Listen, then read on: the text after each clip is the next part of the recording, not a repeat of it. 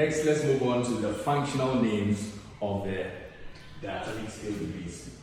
To be honest with you, I'm expecting that you have at least heard of what I'm going to presently speak about, and you probably had some experience talking through them or thinking about them and understanding the reason why it's important. So diatonic scale degrees, the names, these are functional names. So we are just going to go through the names, and I will explain a few things to you about why it is called what it is called.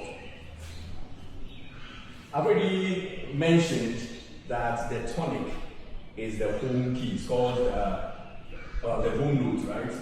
Where it starts and ends. So it's obviously the most important note. Right?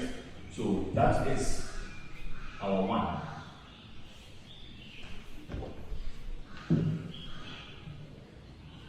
That's our one. Let's spell out the degrees.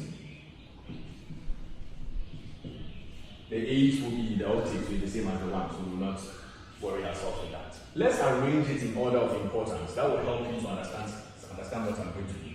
Before that, I will do something else here as by way of demonstrating it after. This is the first, and this is the octave. Alright, we'll come back to that. If tonic is the most important, there is the next in importance is a note that sort of dominates the scale. Because once you get to that scale, it's one of the tendency notes. It leads you directly into the resultant tonic, and that is this one, the fifth of the scale degree. It's called the dominant. Dominant because, as I said, it dominates the scale. If you play a 5-to-1 chord, you will understand that 5 is very dominant. The next in importance is called the subdominant. Quick question. Why do you think that the fourth scale degree is so called the subdominant? Some have said it's because it's right, if you arrange it in ascending order, it's right below the dominant. Yeah, but no.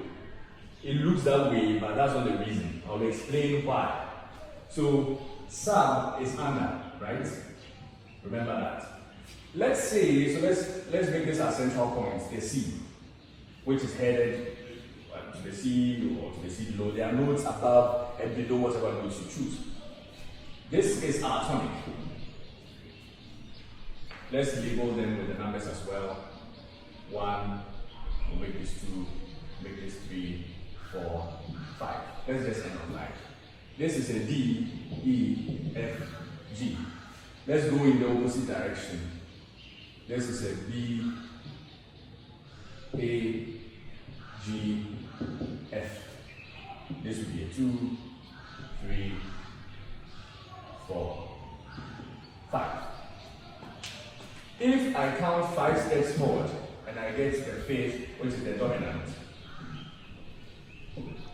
and I count 5 steps backward, what am I supposed to get here?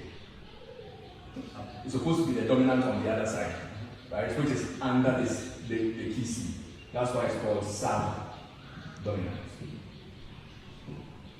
So it's the fifth of C under C. If you start from C and count low, downward, you'll get to F. 1, 2, 3, 4, 5. As an interval. And then if you start from C and you count forward, you will get G, upward. So dominant and subdominant just occupy flip sides of the linear disposition of the notes of the musical scale. Is that clear? That's why it's called subdominant, not because it is above, no. It's because it's under the C, a fifth away. Okay, next in importance will be this note. The third.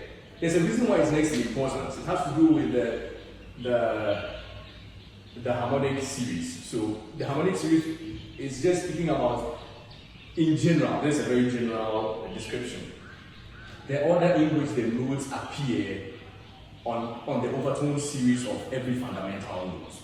You probably didn't understand that. That's understandable. I will make another session where we can talk about that, or meet me somewhere when you hear me talking about that. but the first was led by the octave in the harmonic series, and then it was followed by the fifth, the dominant, and then that was followed by the fourth, and then that was followed by the third. So that's why the third is the next in importance. What would it be called? It sits in between the dominant and the tonic. It's in the middle, so they call it the mediant. That is all. Let's not go any further than that. It's the mediant. It's in the middle of this. So guess what will be the next in importance? Just guess. Obviously this. Obviously this. So let me arrange this again for your advantage. If I arrange the musical scale as it is, this is C, right? So this is like this sort of comes here, right? Because the same repetition of the notes. So this can sort of be superimposed here.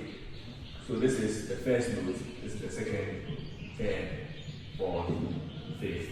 This is also the fourth, because that's the F, the fifth, sixth, seventh, and the eighth. That's the way it will arrange.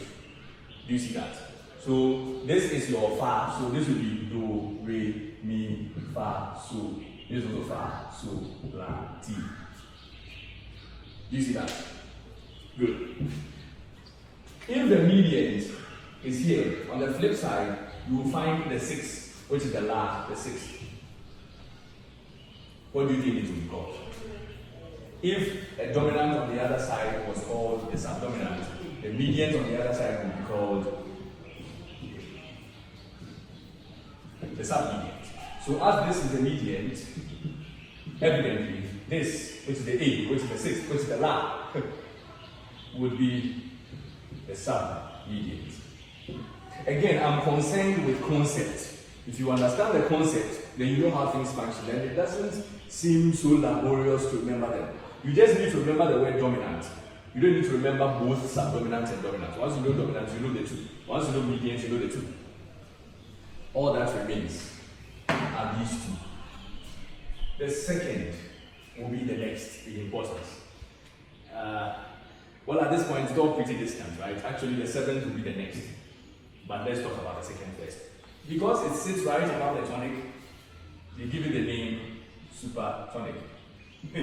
It's not super in terms of power. It's super in terms of position. The super is just, it's like sub. Sub is below. Doesn't mean less important in any way. Supersonic, right above. 7 is the other tendency note. So this is the main tendency note.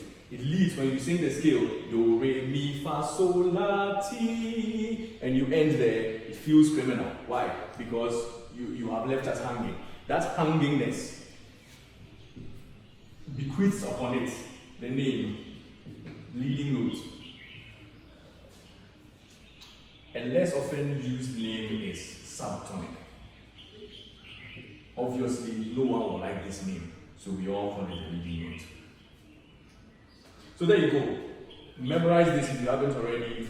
Understand it with this scheme and know that it's a positional thing, right? And then meet me again.